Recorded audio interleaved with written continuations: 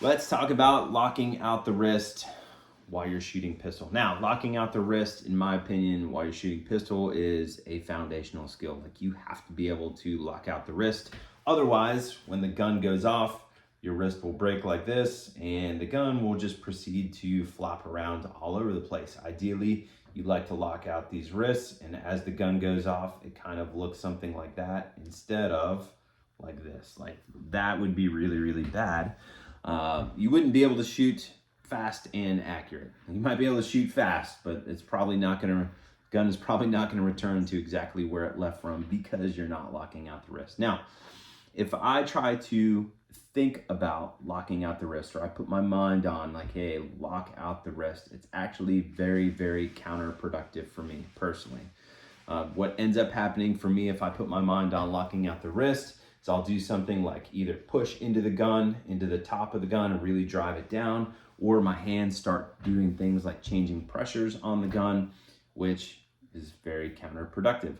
So I do lock out the wrist, but the way that I go about it is through basically trying to obsess over how the gun returns. So I want the gun to return very, very precisely and quickly from the exact same spot that it left from.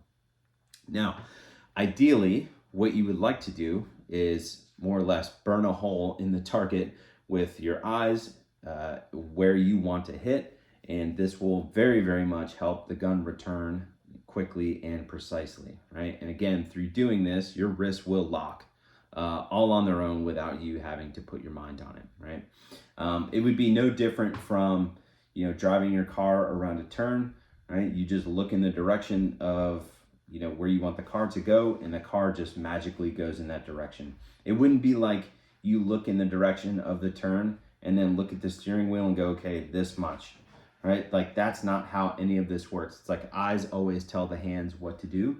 So looking at where you want the gun to return and basically obsessing over what you notice in regards to how the gun is returning, the better off this locking of the wrist thing is going to be. Better off a lot of things are going to be, quite honestly.